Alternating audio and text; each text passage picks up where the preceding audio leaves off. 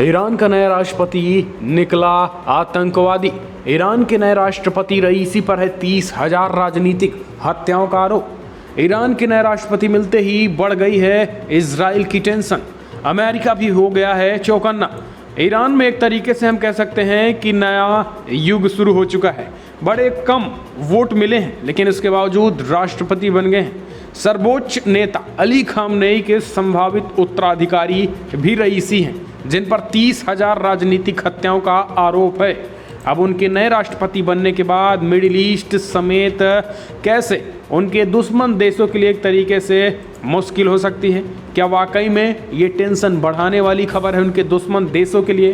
कितने कट्टर माने जाते हैं रईसी? आखिर क्या कुछ कर सकते हैं?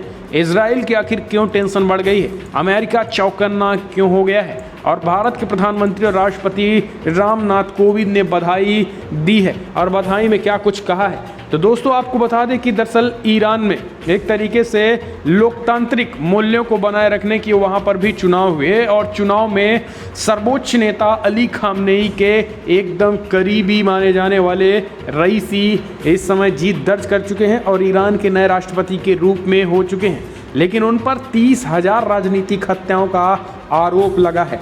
ऐसे में अब सवाल उठ रहा है कि आतंकवादियों से भी ज़्यादा विभत्स और जघन्य व्यक्ति दरअसल सुप्रीम कोर्ट के मुख्य न्यायाधीश से राष्ट्रपति बने सैयद इब्राहिम रईसुल सादाती यानी इब्राहिम रईसी को देश के सर्वोच्च नेता अयातुल्ला अली खामनेई का उत्तराधिकारी भी माना जा रहा है। रईसी की शिक्षा का कोई रिकॉर्ड उपलब्ध नहीं है, फिर भी वो मोतिहारी विश्वविद्यालय से प्राइवेट लॉ में डॉक्टरेट होने का दावा करते हैं। लेकिन इस पर भी विवाद है। 14 दिसंबर 1960 को जन्मे रईसी ने 5 साल की उम्र में ही पिता को खो दिया था। रईसी काली पगड़ी पहनते हैं और उनके पैगंबर मोहम्मद के वंशज होने का भी प्रतीक है।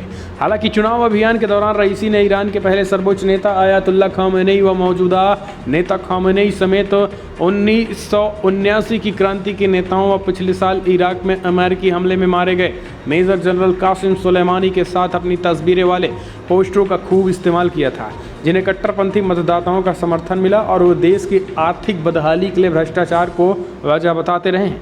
दरअसल निजी वेबसाइट में खुद को अयातुल्ला यानी शीर्ष शिया धर्मगुरु बताते हैं, लेकिन मीडिया में अपनी धार्मिक शिक्षा को लेकर वो कुछ नहीं बोलते हैं। सबसे जो बड़ी बात यह है कि उन पर 1988 में ईरान में 30,000 राजनीतिक कैदियों की हत्याओं का जिम्मेदार बताया जाता है। मानवाधिकार समूह एमनेस्टी इंटरनेशनल के मुताबिक रईसी के आदेश पर क्रूरता की सारी हदें पार कर दी गई थी और 30,000 लोगों की हत्याएं राजनीतिक रूप से करवाई गई थी। हालांकि आपको बता दें कि इजराइल का विदेश मंत्रालय बात करे और इजराइल कहीं न कहीं तरीके से टेंशन बढ़ने वाला बताया गया है।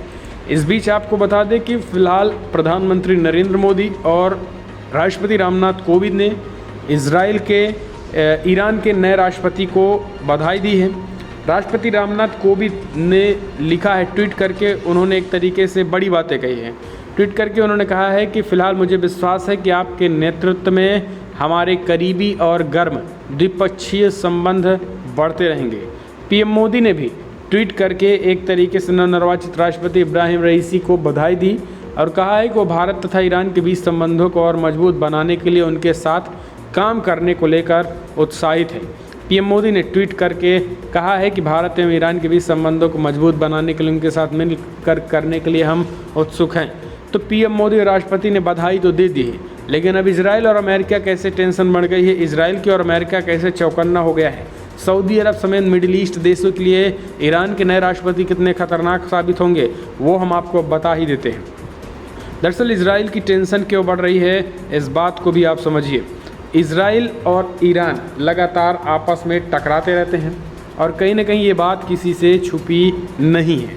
आपको बता दें कि इजराइल ने कहा है कि अंतर्राष्ट्रीय समुदाय को ईरान के नए राष्ट्रपति इब्राहिम रईसी के चुनाव पर गहरी चिंता करनी चाहिए। इजराइल का विदेश मंत्रालय के प्रवक्ता लियोर हायात ने कहा है कि रईसी अब तक ईरान के सबसे कट्टरपंथी राष्ट्रपति हैं। उन्होंने चेतावनी दी है कि नए नेता ईरान की परमाणु गतिविधियों को बढ़ावा देंगे। इब्राहिम रईसी को शनिवार को ईरान के राष्ट्रपति चुनाव में विजेता घोषित किया गया। कई लोगों का मानना है कि ईरानी चुनावी की दौड़ को वो इस तरीके से डिज़ाइन किया गया था कि उन्हें बढ़त हासिल थी। रईसी अगस्त में ईरान के राष्ट्रपति का पद संभालेंगे और वो ईरान के शीर्ष जज हैं। और अति रूढ़िवादी विचारों के हैं, यानी काफ़ी कट्टर माने जाते हैं और राजनीतिक कैदियों की हत्याओं से जुड़े फैसलों से भी जुड़े हैं और उन पर अमेरिका प्रतिबंध लागू है, उन पर भी अमेरिकी प्रतिबंध लागू है। बात को समझिए।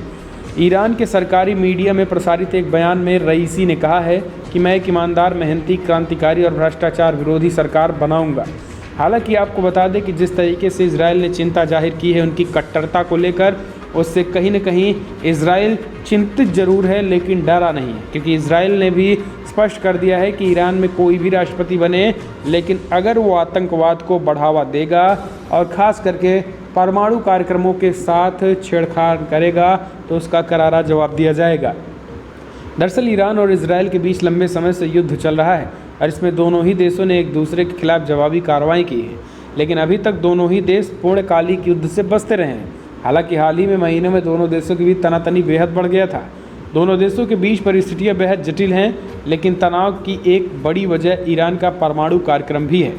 ईरान ने पिछले साल हुई अपने शीर्ष परमाणु वैज्ञानिक की हत्या और इस साल अप्रैल में परमाणु संयंत्र पर हुए हादसे को लेकर इजराइल को सीधा जिम्मेदार मानता है।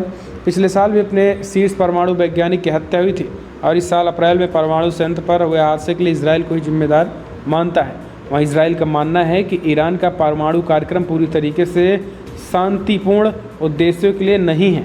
इजराइल मानता है कि ईरान के परमाणु कार्यक्रम का मकसद परमाणु हथियार बनाना है। ईरान और पश्चिमी देशों के बीच 2015 से एक परमाणु समझौता हुआ था, जिसके बाद ईरान पर लगे सख्त प्रतिबंध हटा लिए गए थे। हालांकि पूर्व में अमेरिकी राष्ट्रपति डोनाल्ड ट्रंप ने 2018 में अमेरिका को इस सौदे से बाहर कर लिया था और ईरान पर फिर से आर्थिक प्रतिबंध लगा दिए थे।